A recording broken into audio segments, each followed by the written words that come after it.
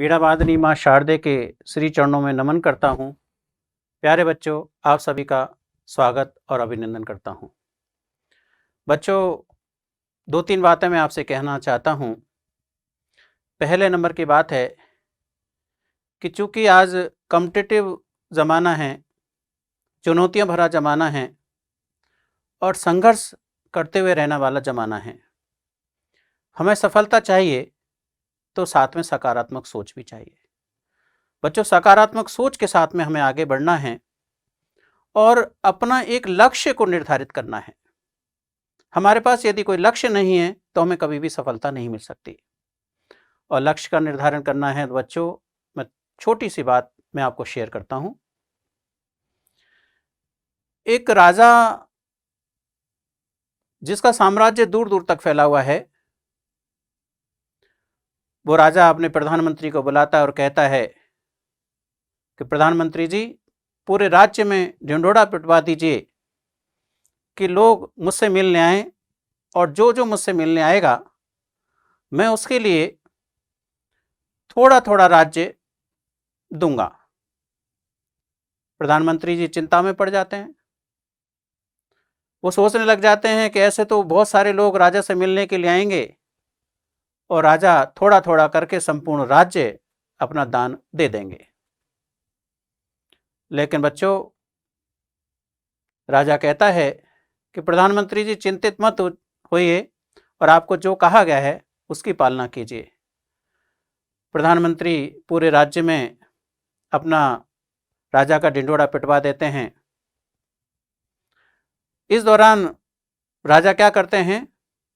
राजा विभिन्न स्थानों पर कहीं बहुत अच्छे स्वादिष्ट व्यंजन रखवा देते हैं, कहीं बहुत सुंदर सुंदर आभूषण रखवा देते हैं, कहीं बहुत अच्छे वस्त्र रखवा देते हैं, कहीं खेलकूद के संसाधन रखवा देते हैं, कहीं आमोद प्रमोद के विभिन्न प्रकार के संसाधन रखवा देते हैं। अब बहुत सारे लोग घर से तो राजा से मिलने के लिए रवाना होते हैं बच्चों, किंतु रास्ते में जब देखते हैं कि यहाँ स्वादिष्ट व्यंजन हैं तो वो स्वादिष्ट व्यंजन की दुकान पर रुक जाते हैं, उस स्थान पर रुक जाते हैं और उसमें लिप्त हो जाते हैं। कुछ लोग आगे बढ़ते हैं और उनको आभूषण पसंद आते हैं, वो आभूषण की दुकान पर रुक जाते हैं, उस स्थान पर रुक जाते हैं। कुछ लोगों को चूंकि ओढ़ने पहनने का शौक होता है, वो कपड़े वाली दुकान पर रुक जाते हैं, कोई हीरे जवाहरात वाली दुकान पर रुक जाता है, कोई आमोद प्रमोद की दुकान पर रुक जाता है। यानी जो लक्ष्य, जो राजा से मिलने का लक्ष्य था, उस लक्ष्य को प्राप्त ना करते हुए वो छोटे छोटे लक्ष्यों की तरफ चले जाते हैं।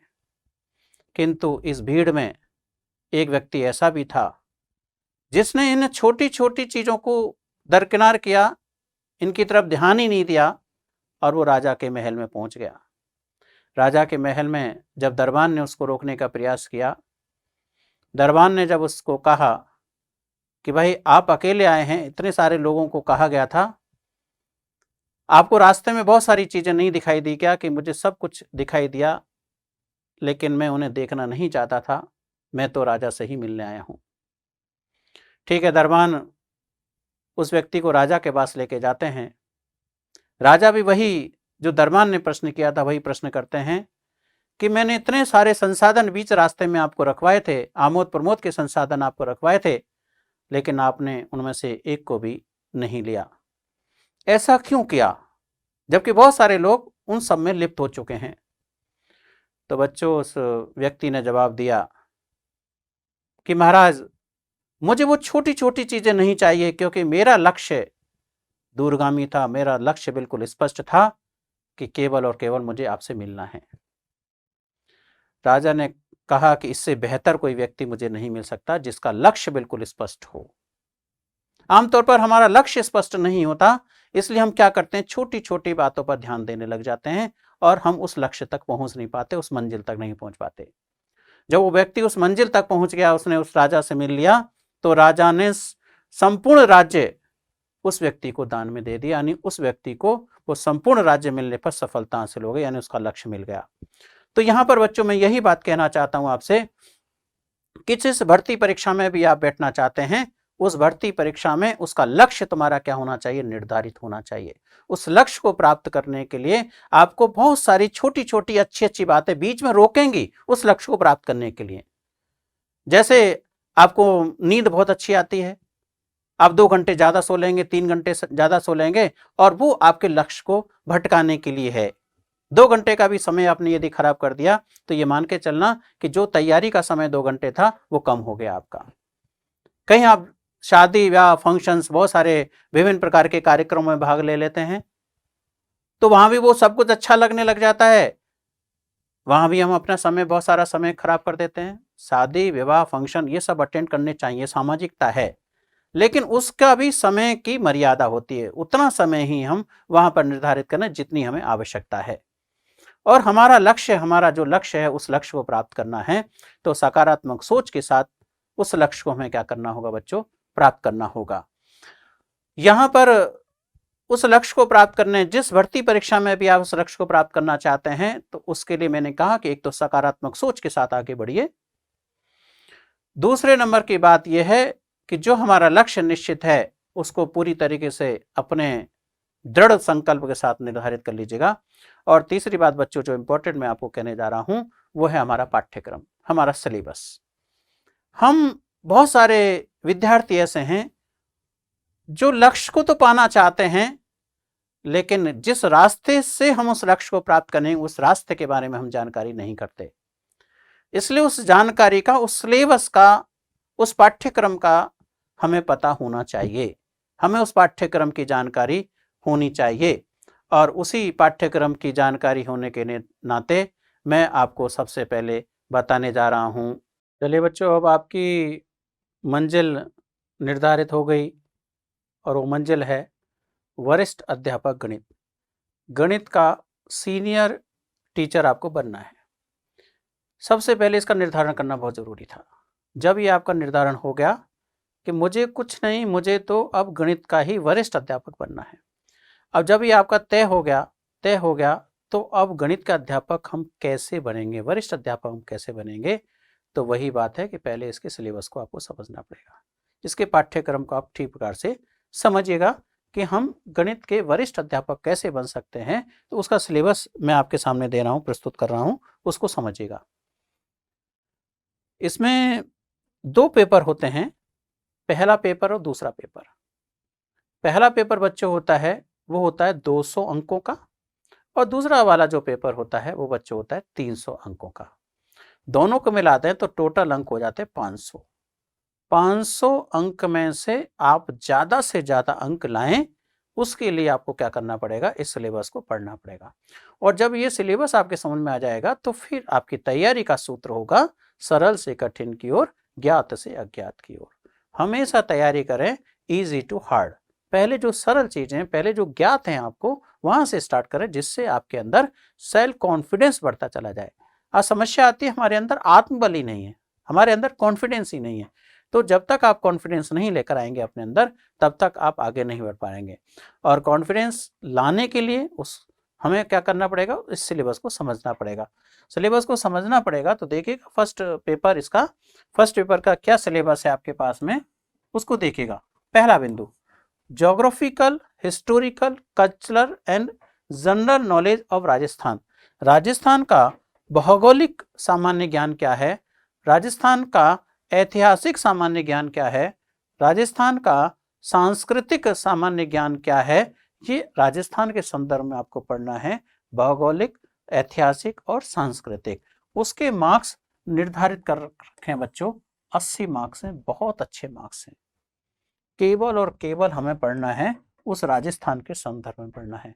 राजस्थान के संदर्भ में जो हमारे राजस्थान का क्षेत्रफल है, उस एरिया के हिसाब से अपन देखें तो 33 जिलों में हमने बांटा हुआ है।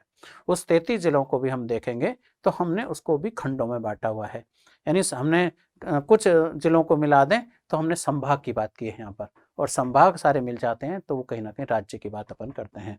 तो उनका भौगोलिक ऐतिहासिक और कल्चरल दृष्टि क्या है वो अपन इसके अंदर पढ़ेंगे। और वो मार्क्स कितने हमारे 80 मार्क्स हैं। तो 80 मार्क्स आप ले सकते हैं इन 3 चीज़ों को पढ़ने के बाद। फिर सेकंड बात है, जो प्रतिदिन पढ़ा जाता है उसे कहते हैं करंट अफेयर्स। समसामयिकी, समसामयिकी आएगी और उसके हैं वो आपके 20 मार्क्स हैं बच्चों। समसामयिकी भी किसकी पढ़नी है? राजस्थान के संदर्भ में पढ़नी है। राजस्थान का जो रोज समाचार पत्रों में मीडिया के माध्यम से पढ़ने को मिलता है उसको पढ़ते जाइएगा, नोट करते जाइएगा और आप देखेंगे कि आपकी समसामयिकी के नोट्स खुद के तैयार हो गए जब आप रोज आधे घंटे का समय आप निकाल लीजिएगा। उसके कोई भी आप मीडिया में समाचार न्यूज़ वगैरह सुनते हैं वो सब नोट करते चले जाइएगा और वो हैं आपके 20 मार्क्स। फिर तीसरा बिंदु है इसमें general knowledge of world and India, यानी अब आपको इसमें केवल राजस्थान को पढ़ना है तब तो उसके 80 मार्क्स आपके पास में हैं। और यदि आपको ये 60 मार्क्स लेने हैं तो फिर आपको क्या करना होगा, भारत और संसार दोनों का नॉलेज, जो जनरल नॉलेज है उसको पढ़ना पड़ेगा। भारत का भी पढ़ना पड़ेगा और संसार का भी पढ़ना पड़ेगा और पढ़ना ही है। लेकिन पहले मैं आपसे कहूँगा तो पहले आप इसको तैयार करिए जो 80 मार्क्स हैं। राजस्थान में रहते हैं इसलिए आसानी के साथ इसको तैयार कर सकते हैं। बहुत सारी बातें आपको इसकी जानकारी में होती हैं इसलिए ये ज्ञात है हमारे पास में। उसके बाद फिर यहाँ भी 2 पार्ट में बांट लीजिएगा, पहले इंडिया को पढ़िए और उसके बाद फिर वर्ल्ड को पढ़िएगा। ये बड़ा पार्ट है, मार्क्स कम है, ये छोटा पार्ट है, मार्क्स ज़्यादा हैं, ये आप आराम से ले सकते हैं। और फिर चौथा वाला जो पार्ट है वो है एजुकेशनल साइकोलॉजी, शिक्षा मनोविज्ञान। शिक्षा मनोविज्ञान के 40 मार्क्स हैं। ये जो है वो है खासतौर से बीएड वाला पार्ट। ये बीएड वाला पार्ट है, ये 40 मार्क्स आप ले सकते हैं एजुकेशनल साइकोलॉजी को पढ़ करके। अब एजुकेशनल साइकोलॉजी जब मैं आपको बताऊंगा तो उसमें क्या क्या पढ़ना है, कैसे पढ़ना है, कौन सी किताबों को पढ़ना है और यूनिट वाइज अपन इसकी तैयारी करते हुए चले जाएंगे। ये 40 मार्क्स मैं आपके पूरे करा सकता हूँ बशर्ते आप मेरे साथ इन 40 मार्क्स को प्राप्त करने का प्रयास करेंगे।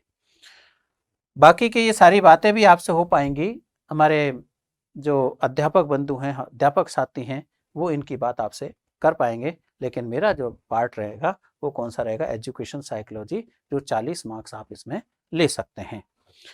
ये टोटल यदि हम कर लें बच्चों तो ये फर्स्ट पेपर हो जाता है, वो आपका कितने मार्क्स का हो जाता है, 200 मार्क्स, 200 मार्क्स का आपका फर्स्ट पेपर यहाँ पर हो जाता है।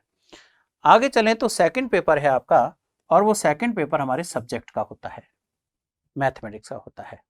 इस सेकंड पेपर में भी हम देखें तो एक पार्ट है हमारे पास 9th to 12th, जिसको हम कहते हैं सेकेंडरी एंड सीनियर सेकेंडरी। तो मैथमेटिक्स को हमें पढ़ना है नवीं से लेकर के 12वीं की पुस्तकों से। नवीं से 12वीं तक की पुस्तकों को पढ़ेंगे तो बहुत अच्छे मार्क्स हैं बच्चों वो, और वो हैं 180 मार्क्स। नवीं से 12वीं सेकेंडरी एंड सीनियर सेकेंडरी को पढ़ने से हमें कितने मार्क्स आ सकते हैं, 300 में से, ये सेकंड वाला पेपर है वो 300 मार्क्स का है। इन 300 में से आप 180 मार्क्स, बहुत होते हैं बच्चों, और ये 180 मार्क्स आप आसानी के साथ ले सकते हैं। स्टार्ट आपको 9th से करना है, और यदि 9th के भी कुछ फंडामेंटल क्लियर नहीं है तो फिर 6th 7th 8th के भी के माध्यम से आपको उनके फंडामेंटल क्लियर करने हैं। क्योंकि कई सारे टॉपिक्स ऐसे होते हैं जो स्टार्ट 6th क्लास से हो जाते हैं और वो 9th 10th में भी चलते रहते हैं। तो नवीं को पढ़िए, फिर 10वीं को पढ़िए, फिर 11वीं को पढ़िए, फिर 12वीं को पढ़िए। और प्रैक्टिस, मैथमेटिक्स के अंदर बिना प्रैक्टिस के आप सफलता हासिल नहीं कर सकते। आपको लगातार प्रैक्टिस करनी ही होगी। केवल आपने पढ़ लिया, आपको आता है, परीक्षा में बैठोगे तो मेरा अनुभव है कि आता विद्यार्थी को सब कुछ है, लेकिन परीक्षा में इतना समय नहीं होता कि जिस तरीके से वो सवालों का सॉल्यूशन दे रहा है उसमें वो 100 में से केवल 40, 32, 38 इतने प्रश्न सॉल्व कर पाता है। क्यों? क्योंकि हमारा अभ्यास नहीं होता, हमारे अभ्यास की कमी होती है। इसलिए मैथमेटिक्स में अभ्यास करना, और अभ्यास करना है तो सेकेंडरी और सीनियर सेकेंडरी के मैथमेटिक्स को ढंग से पढ़ना, उसके लिए 180 मार्क्स हैं।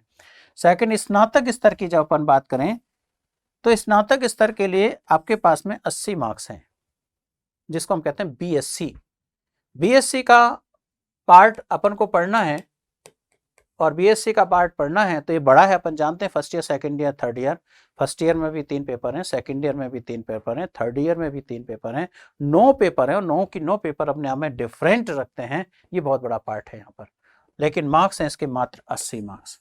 इसलिए मैं यहाँ पर आपको सलाह दूंगा, आप, मेरी एडवाइस है कि पहले आप ये तैयार करिएगा। जब ये पूरी तरीके से तैयार हो जाए तो फिर अपन बात करेंगे यहाँ पर 80 मार्क्स की। 80 मार्क्स में भी आप पहले उन चैप्टर्स को ढूंढेगा जो आपको आते हैं, जिनमें आपका इंटरेस्ट है, उन चैप्टर्स को आप पहले से देख लीजिएगा, और उसके बाद जो नहीं आते वहां तक पहुंचेंगे अपन। लेकिन पहले जो आता है उससे अपन अपना कॉन्फिडेंस डेवलप कर सकते हैं। और फिर तीसरा वाला बिंदु है इसमें टीचिंग मेथड्स, जिसमें है 40 मार्क्स। टीचिंग मेथड्स, शिक्षण विधियों के जो मार्क्स निर्धारित किए गए आपके सिलेबस में, वो है 40 मार्क्स। ये 40 मार्क्स भी बहुत कम पढ़ना, लेकिन ज्यादा अंक प्राप्त करना, उस वाली कहावत है। यहाँ भी बहुत ज्यादा पढ़ना है, यहाँ भी बहुत ज्यादा पढ़ना है, लेकिन यहाँ पर कुछ पढ़ना और मार्क्स जो है आपको ज्यादा से ज्यादा प्राप्त करने हैं। तो ये 40 मार्क्स मैं आपको प्राप्त करा सकता हूँ। उधर एजुकेशन साइकोलॉजी के 40 मार्क्स आप प्राप्त कर सकते हैं, और इधर सेकंड वाले पेपर में भी आप 40 मार्क्स प्राप्त कर सकते हैं, यानी 80 मार्क्स आप अपनी झोली में डाल सकते हैं। बहुत ज़्यादा नहीं पढ़ना है, लेकिन कम पढ़ने से ही, अभी ज़्यादा मार्क्स आ रहे हैं तो हमें इनकी तैयारी भी अच्छी तरीके से कर लेनी चाहिए। बच्चों की जो मेरिट है वो गड़बड़ होती है, वो इन 80 मार्क्स के कारण होती है, ध्यान में रखना। क्योंकि बीएड का जो वर्तमान परिदृश्य है वो आपसे छिपा नहीं है, मेरे से भी छिपा हुआ नहीं है, और उस स्थिति को अपन देख रहे हैं। तो ये 80 मार्क्स आप आसानी के साथ ले सकते हैं। इन सारे मार्क्सों का टोटल कर लें तो ये मार्क्स हो जाते हैं आपके बच्चों 300 मार्क्स हो जाते हैं। तो पहला पेपर 200 मार्क्स का है, और दूसरा वाला पेपर कितने मार्क्स का है? 300 मार्क्स का है। अब अपन जो डिटेल देखने वाले हैं वो इस टीचिंग मेथड्स की देखने वाले हैं। रिलेवेंट सब्जेक्ट जो है हमारा वो मैथमेटिक्स है। मैथमेटिक्स में टीचिंग मेथड्स में क्या क्या बिंदु आने वाले हैं उनको जरा अपन देखें। तो इसमें पहला वाला बिंदु है meaning and nature of mathematics. First प्रश्न यही आता है, क्या गणित है वो क्या है? What is mathematics? और जब मैथमेटिक्स क्या है वो समझ में आ जाएगा तो फिर गणित की नेचर भी हमारी समझ में आ जाएगी। मैथमेटिक्स की नेचर को भी हम आसानी के साथ समझ पाएंगे। तो पहले हमें इसमें पढ़ना होगा गणित क्या है, और जब गणित क्या है वो समझ में आ जाएगा, भाई कोई कहता है गणित अंकों का विज्ञान है, कोई कहता है गणनाओं का विज्ञान है, कोई कहता है अक्षरों का विज्ञान है, कोई कहता है गणनाओं की प्रधानता होती है। सब अपने अपने तरीके से इसको परिभाषित करते हैं, लेकिन सारी परिभाषाओं को मिला करके कुछ गणितज्ञों की परिभाषा है उनको समझते हुए फिर हम नेचर की बात कर पाएंगे कि गणित की नेचर होती है वो सार्वभौमिक होती है तो क्यों होती है, सत्य होती है तो वह भी क्यों होती है। तो वो सारे रीजन्स अपन इसमें समझ पाएंगे। फिर सेकेंड वाला बिंदु को समझें, AIIMS and objective of mathematics teaching. गणित शिक्षण के लक्ष्य और उद्देश्य क्या हैं? गणित शिक्षण के लक्ष्य और उद्देश्य हमें पढ़ने हैं। तो अपर प्राइमरी स्तर पर क्या उद्देश्य हैं, सेकेंडरी स्तर पर क्या उद्देश्य हैं। तो अपर प्राइमरी स्तर पर भी हम उद्देश्यों को पढ़ने की बात करेंगे इसमें, और जो हमारा सेकेंडरी स्तर है वहां पर गणित क्यों पढ़ाई जाए, गणित टीचिंग, मैथमेटिक्स टीचिंग क्यों की जाए, उसके ऑब्जेक्टिव हमें इसके अंदर पढ़ने को मिलेंगे। तीसरे वाले बिंदु में हम देखें मेथड्स ऑफ मैथमेटिक्स टीचिंग। गणित शिक्षण की कौन सी विधियां हैं वो इसमें अपन पढ़ने वाले हैं, गणित शिक्षण के मेथड्स। अब मेथड्स में कौन कौन से मेथड्स आपके सिलेबस में दिए हुए, मेथड्स बहुत सारे होते हैं लेकिन आपके सिलेबस में दिए हुए वही अपन पढ़ेंगे। एक है analytic and synthetic method. Analytic जिसको हम कहते हैं विश्लेषण, और सिंथेटिक जिसको हम कहते हैं संश्लेषण। ध्यान में रखिएगा, विश्लेषण संश्लेषण होने को ये दो विधियां दिख रही हैं, एक विधि और ये दूसरी विधि, दोनों अलग अलग, किंतु दोनों एक दूसरे की पूरक हैं, दोनों एक दूसरे के विपरीत हैं। इसलिए इन दोनों को जब मिलाया जाता है तो वो विधि कहलाती है विश्लेषण संश्लेषण। विश्लेषण संश्लेषण अच्छी विधि है, संश्लेषण विश्लेषण अच्छी नहीं है, ध्यान में रखना। तो विश्लेषण संश्लेषण विधि हमें पढ़नी है इसके अंदर। इंडक्टिव डिडक्टिव मेथड, जैसे विश्लेषण संश्लेषण है वैसे के वैसे बच्चों इंडक्टिव डिडक्टिव मेथड होता है। इंडक्टिव को कहते हैं आगमन और डिडक्टिव को कहते हैं निगमन। आगमन निगमन दोनों अलग अलग विधियां हैं, लेकिन आगमन अधूरी है निगमन के बिना, निगमन के बिना अधूरी है आगमन। तो एक दूसरे की अधूरी हैं इसलिए पूरक कहलाते हैं, और ये विपरीत भी है। एक ज्ञात से अज्ञात चलती है तो दूसरी अज्ञात से ज्ञात चलती है। जब दोनों को मिला देते हैं, इंडक्टिव डिडक्टिव यानी आगमन निगमन विधि कर देते हैं, तो हमारा शिक्षण कार्य क्या हो जाता है, इफेक्टिव हो जाता है। क्योंकि एक विषय को समझाने की विधि है तो दूसरा पाठ्यक्रम को पूर्ण कराने की विधि है। इसी से हम पाठ्यक्रम को कभी पूरा नहीं करा पाएंगे, समझ आ जाएगी। लेकिन इसे पाठ्यक्रम तो पूरा हो जाता है लेकिन समझ में नहीं आता। तो समझने की विधि है वो इंडक्टिव है और पाठ्यक्रम को पूरा कराने की है वो डिडक्टिव है। उसी प्रकार समझने की विधि है वो एनालिटिक विश्लेषण है और पाठ्यक्रम को जब पूरा कराने की बात करते हैं तो वो संश्लेषण है। फिर है हुरिस्टिक विधि। हुरिस्टिक को हम कहते हैं, हुरिस्टिक अपने आप में नाम है जो ग्रीक है, समझेंगे अपन आगे पढ़ेंगे जब। अनुसंधान भी कहते हैं, अन्वेषण भी कहते हैं, खोज विधि के नाम से भी अपन इसको जानते हैं। तो हुरिस्टिक विधि अपन पढ़ेंगे इसमें। प्रोजेक्ट विधि जिसको हम परियोजना प्रायोजना विधि भी कहते हैं, उसको अपन पढ़ने वाले हैं। और आज बहुतायत में इसी पर जोर दिया जा रहा है, प्रोजेक्ट विधि पर अधिक जोर दिया जा रहा है। एनसीएफ 2005 में भी प्रोजेक्ट के बारे में बहुत कुछ कहा गया है। एंड लेबोरेटरी प्रयोगशाला विधि, गणित में भी प्रयोगशाला विधि की बात की जा रही है। विज्ञान में तो हम प्रयोगशाला विधि की बात करते आए हैं, लेकिन आज गणित प्रयोगशाला की बात भी हम करने लगे हैं बच्चों। और मैंने बहुत अच्छी लैब, गणित की लैब तैयार की है, जिसे कभी अवसर मिलेगा तो आप देख पाएंगे। तो इसमें 3 बिंदु अपन को देखने हैं, 3 बातें तो ये पढ़नी है अपन को। फिर नेक्स्ट बात आती है, चौथे वाली बात, using various techniques of teaching mathematics. विभिन्न प्रकार की तकनीकें गणित शिक्षण में हम जो यूज में लेते हैं वो कौन कौन सी हैं आपके पाठ्यक्रम के अंदर। यानी गणित शिक्षण में विभिन्न प्रकार की तकनीकें। अब विभिन्न प्रकार की तकनीकों की बात कर रहे हैं तो हम मौखिक कार्य करते हैं, लिखित कार्य करते हैं, अभ्यास कार्य करते हैं। तो एक है ओरल यानी मौखिक तकनीकी। मौखिक रूप से कार्य कराने से क्या बेनिफिट्स हैं और क्या नुकसान है, यानी मेरिट और डिमेरिट क्या हो सकते हैं। इसी तरीके से यदि बच्चों को हम गणित में लिखित कार्य के माध्यम से गणित पढ़ाएं तो क्या लाभ हो सकते हैं, क्या हानि हो सकते हैं। अभ्यास के माध्यम से ड्रिल होता है, अभ्यास के माध्यम से यदि हम बच्चों को पढ़ाएं तो क्या लाभ हानि हो सकते हैं। फिर है असाइनमेंट। असाइनमेंट को हम कहते हैं दत्त कार्य, अधिन्यास कार्य। ध्यान में रखिएगा, इस असाइनमेंट को आप अंग्रेजी में समझ सकते हैं लेकिन हिंदी के शब्द में है, कई बार हिंदी शब्द सामने आता है। इसको कहते हैं दत्त कार्य या अधिन्यास कार्य। तो असाइनमेंट क्या होते हैं, एक होता है होमवर्क और दूसरा होता है असाइनमेंट। तो होमवर्क क्या होता है और असाइनमेंट क्या होता है, इसको भी अपन समझ पाएंगे। सुपरवाइज स्टडी, सुपरवाइज स्टडी को कहते हैं हिंदी में पर्यवेक्षित। सुपरविजन जो होता है, सुपरवाइज, उसी में आपने भी अपने लेसन प्लान डायरी में लिखा था सुपरवाइजर टिप्पणी लिखा था, पर्यवेक्षण टिप्पणी पर्यवेक्षण। तो वही चीज है सुपरवाइज स्टडी, पर्यवेक्षित अध्ययन विधि। इसको अपन पढ़ेंगे। डेजी मार्वेल जॉन के द्वारा दी गई थी, कब दी गई थी, नवाचारी विधि कहलाती है, उसको पढ़ने वाले हैं। प्रोग्राम लर्निंग, ये भी तकनीकी पर आधारित विधि कहलाती है, इसलिए टेक्निक्स के रूप में अपन यूज में ले रहे हैं इसको। प्रोग्राम लर्निंग, अभिक्रमित अधिगम, अभिक्रमित अनुदेशन, किसी भी नाम से जान सकते हैं। कहाँ से आई, कितने प्रकार होते हैं, कितने स्टेप्स होते हैं, क्या मेरिट हैं, क्या डिमेरिट्स हैं, ये सारी बातें अपन पढ़ पाएंगे।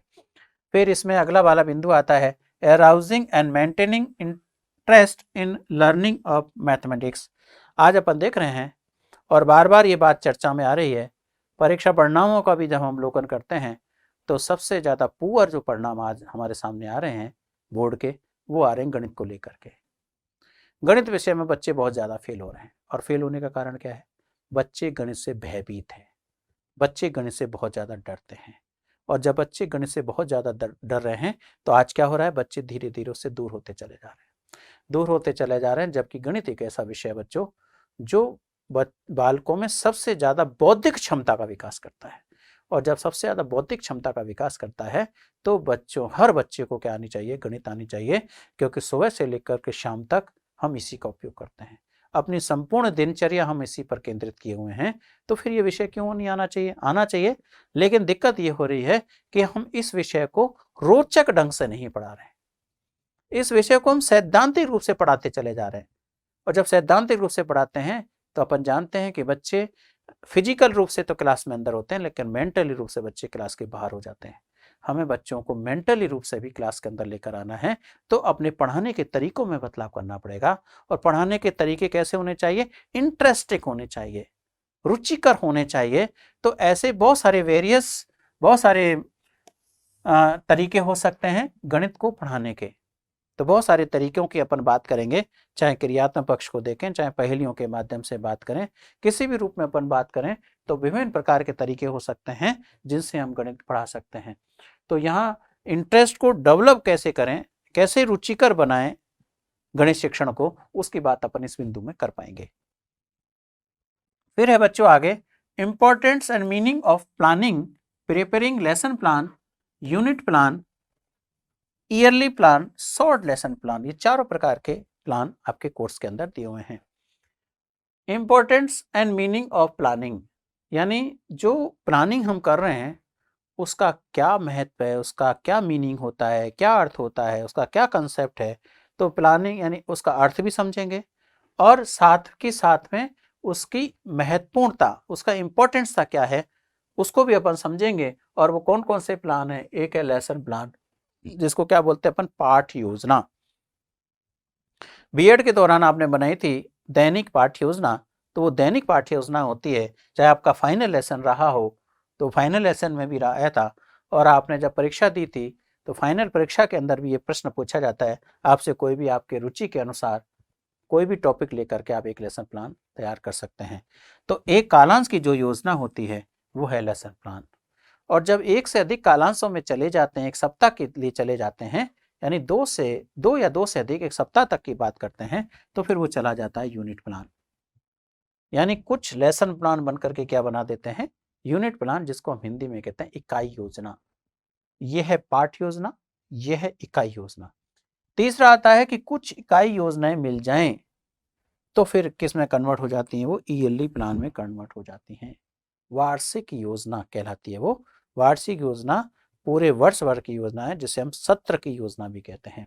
तो इसको भी हम पढ़ पाएंगे। और शॉर्ट लेसन प्लान, जिनको हम कहते हैं माइक्रो टीचिंग, सूक्ष्म शिक्षण पाठ, सूक्ष्म शिक्षण पाठ से मिलकर के बनते हैं आपके लेसन प्लान। मैक्रो टीचिंग जिसको कहा जाता है, मैक्रो टीचिंग क्या है, लेसन प्लान है। तो ध्यान में रखिएगा, सबसे पहला छोटा है रूप है वो होता है शॉर्ट लेसन प्लान, सूक्ष्म शिक्षण, जो 5 से 7 मिनट में विभिन्न प्रकार के कौशलों के विकास की बात करते हैं, वो अपन इसमें बात करेंगे।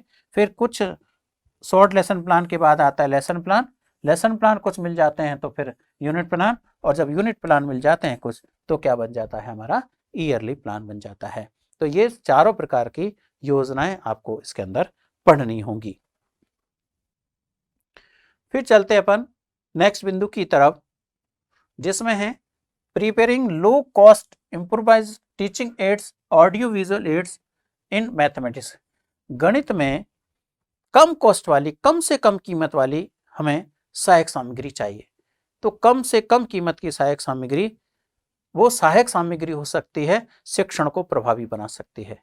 तो शिक्षण को प्रभावी बनाने के लिए यहाँ स्पष्ट कर दिया, प्रिपेयरिंग लो कॉस्ट होनी चाहिए। लो कॉस्ट आसुरचित उपकरण भी हो सकते हैं, उनको भी हम तैयार कर सकते हैं। यानी कांच की कंचियां हैं, वो लो कॉस्ट है, उस कांच की कंचियों से भी हम बहुत कुछ सिखा सकते हैं। जो हमारे चिप्स के पत्थर आते हैं उनसे भी हम बहुत कुछ सिखा सकते हैं, मिट्टी से हम बहुत कुछ सिखा सकते हैं, सरकंडे होते हैं उनसे हम मैथमेटिक्स को बढ़ा सकते हैं। तो लो कॉस्ट की कौन कौन सी सामग्री हो सकती है, श्रव्य सामग्री कौन सी होती है, दृश्य सामग्री कौन सी होती है, श्रव्य दृश्य सामग्री कौन सी होती है, ये सारी सहायक सामग्री, क्योंकि सहायक सामग्री वो सामग्री होती है जो शिक्षण को जीवांत बना देती है, वो इसमें अपन पढ़ने वाले हैं। फिर इसमें है transfer of mathematics learning to various subject and actual life situations. जो मैथमेटिक्स का अधिगम है, मैथमेटिक्स को जो सीखा है हमने, उसका विभिन्न जो स्कूल सब्जेक्ट हैं, एक तरीके से मैं कहूं कि वो कोरिलेशन की बात की जा रही है आपको। मैथमेटिक्स का कोरिलेशन अन्य स्कूल सब्जेक्ट के साथ में क्या है और हमारी डेली लाइफ के साथ में क्या है। जो हमारी डेली लाइफ है, मैंने कहा अभी थोड़ी देर पहले कि सुबह से शाम तक की संपूर्ण दिनचर्या हमारी किस पर, मार्केट भी जाओगे तो हमें इस विषय का उपयोग करना पड़ेगा, सुबह उठोगे तो भी इस विषय का उपयोग करना पड़ेगा, और शाम को सोओगे तब भी इसका विषय का उपयोग करना पड़ेगा, खाना खाओगे, खाना बनाओगे तब भी इस विषय का उपयोग करना पड़ेगा। तो यहाँ आपसे कहा जा रहा है कि इस विषय का जो मैथमेटिक्स लर्निंग है, मैथमेटिक्स का सीखना है, उसका स्थानांतरण विभिन्न विषयों के साथ में क्या है और एक्चुअल लाइफ जो हमारी दैनिक लाइफ है उसके साथ में क्या है। फिर है हमारा नेक्स्ट बिंदु है planning of equipments of mathematics laboratory. गणित प्रयोगशाला की जो रचना है, जो योजना है, वो हम किस प्रकार से करेंगे और उसमें कौन कौन से इक्विपमेंट्स हो सकते हैं। गणित प्रयोगशाला के अंदर कौन कौन से इक्विपमेंट्स हो सकते हैं। तो अभी मैं थोड़ी देर पहले कह रहा था कि मैंने आप लोगों के लिए गणित प्रयोगशाला का निर्माण किया है, उसमें बहुत सारे उपकरणों की बात अपन कर सकते हैं। चाहे हम कोणीय दर्पण की बात करें, सेक्सटेंट की बात करें, हिप्सोमीटर, क्लोनोमीटर की बात करें, या ज्योमेट्री बॉक्स, और सारी चीज़ें तो छोड़ो, लेकिन ज्योमेट्री बॉक्स भी हमारी प्रयोगशाला में होना चाहिए। और ज्योमेट्री बॉक्स को यदि अपन देखें तो सेट स्क्वायर और डिवाइडर आमतौर पर हमारे ज्योमेट्री बॉक्स में नहीं मिलते। क्यों नहीं मिलते? क्योंकि हमें उसकी अहमियतता का पता नहीं है, हमें उसकी उपयोगिता का पता नहीं है। तो मैं यहाँ ज्योमेट्री के बॉक्स के अंदर कौन कौन से उपकरण हैं, क्या उपयोगिता, और विभिन्न प्रकार के उपकरण क्या क्या होते हैं, और इनके माध्यम से हम बच्चों को कैसे गणित पढ़ा सकते हैं, उसकी बात अपन इसमें कर पाएंगे। नेक्स्ट बिंदु चलें बच्चों अपन, जो अब लास्ट समापन की ओर जा रहा है। The mathematics teacher academic and professional preparation. जो हमारा गणित का अध्यापक है, गणित का अध्यापक दो बातें ध्यान में रखिएगा, अकादमिक रूप से भी परिपक्व होना चाहिए और व्यावसायिक रूप से भी उसको तैयार रहना चाहिए। दोनों ही चीजें, प्रोफेशनल रूप से भी उसे तैयार होना पड़ेगा और अकादमिक रूप से भी उसे तैयार रहना पड़ेगा। यानी अकादमिक गुण कौन कौन से हो सकते हैं और व्यावसायिक गुण कौन कौन से हो सकते हैं, वो इसके लिए क्या करे कि इनकी तैयारी हो जाए, यानी अकादमिक रूप से भी मजबूत हो जाए। तो विभिन्न प्रकार के जो अभिनव कार्यक्रम हैं उनमें यदि हमारा अध्यापक बढ़ चढ़ करके भाग लेगा तो कहीं ना कहीं एकेडमिक रूप से वो साउंड होगा। व्यवसाय के प्रति भी वो खुद स्वयं अध्ययन करके आएगा तो कहीं ना कहीं वो अपने व्यवसाय के प्रति भी क्या कर पाएगा, न्याय कर, अच्छी अच्छी किताबों को पढ़े, बहुत अच्छी किताबें हैं उनका स्वयं अध्ययन करे तो कहीं ना कहीं हम उसे उस रूप में तैयार कर सकते हैं। फिर सेकंड बिंदु आता है principle of curriculum and qualities of a good text book. यहाँ पाठ्यक्रम की बात करनी है कि गणित का जो पाठ्यक्रम है उसके क्या सिद्धांत होते हैं। तो पाठ्यक्रम के सिद्धांत को समझने से पहले हमें उस पाठ्यक्रम को समझना होगा कि पाठ्यक्रम क्या होता है। जब हमारा पाठ्यक्रम समझ में आ जाएगा तो हम उसके प्रिंसिपल भी समझ सकते हैं, और प्रिंसिपल समझ सकते हैं तो इसमें भी हम NCF 2000 के अनुसार भी बात करेंगे, क्योंकि प्रिंसिपल चले आ रहे हैं, कोई आज के प्रिंसिपल नहीं है। 2000 में भी बात की हुई है, 88 में बात की है, 76 में भी बात की, 75 में बात की थी पाठ्यक्रम निर्माण की। तो NCF की जब अपन बात कर रहे हैं तो अब प्रेजेंट में जो चल रहा है वो 2005 चल रहा है। तो इसके मार्गदर्शक सिद्धांत दिए जहां से परीक्षा में प्रश्न आपसे पूछा जाता है। तो इन सारे जो आपका सिलेबस है इसमें भी जब मैं आपको बताऊंगा तो कहां से कैसे प्रश्न बनता है परीक्षा के अंदर और क्या इंपॉर्टेंट है, वो सारी बातें जानकारी में वहां आपको दे पाऊंगा। तो पाठ्यक्रम निर्माण के कौन कौन से सिद्धांत हैं, हम चाइल्ड सेंटर्ड पाठ्यक्रम की बात करेंगे, हम उपयोगिता के सिद्धांत की बात करेंगे, हम विभिन्न विषयों से सह संबंधित सिद्धांत की बात करेंगे, उच्च कक्षाओं के आवश्यकता पूर्ति के सिद्धांत की बात करेंगे, या मनोवैज्ञानिक सिद्धांतों के अनुरूप की बात करेंगे। तो ये पाठ्यक्रम निर्माण के सिद्धांतों में अपन बात कर पाएंगे। और साथ में एक जो अच्छी पाठ्य पुस्तक होती है, एक आदर्श पाठ्य पुस्तक होती है, उसमें कौन कौन सी विशेषताएं होती हैं, qualities of A text, ideal text book जिसको अपन कहते हैं, एक आदर्श पाठ्य पुस्तक में, गुड टेक्स्ट बुक में कौन कौन सी विशेषताएं होती हैं, वो अपन इसमें पढ़ पाएंगे। फिर लास्ट आता है process of obtaining feedback and evaluation in mathematics in term of cognitive, affective and psychomotor development. पृष्ठ पोषण, फीडबैक को कहते हैं पृष्ठ पोषण। पृष्ठ पोषण का क्या तरीका होना चाहिए बच्चों को? देखिए, अपन जब तक मोटिवेशन नहीं देंगे, उन बच्चों ने जो अच्छा काम किया उन्हें फीडबैक नहीं देंगे, चाहे अच्छा किया चाहे समीक्षा नहीं करेंगे, तब तक वो बच्चे आगे नहीं बढ़ पाएंगे यहाँ पर। और समीक्षा करने के लिए, फीडबैक देने के लिए हमें क्या जरूरी है? इवैल्यूएशन जरूरी है, यानी मूल्यांकन का जरूरी है। और जब मूल्यांकन की बात करेंगे तो मूल्यांकन में 3 टर्म की अपन बात करेंगे। एक है मेजरमेंट जिसे हम मापन कहते हैं, दूसरा असेसमेंट जिसको हम आकलन कहते हैं, और तीसरा इवैल्यूएशन जिसको हम मूल्यांकन करते हैं। तो किस संदर्भ में, किस टर्म के रूप में हमें देखना है? 3 उद्देश्यों की अपन बात करेंगे।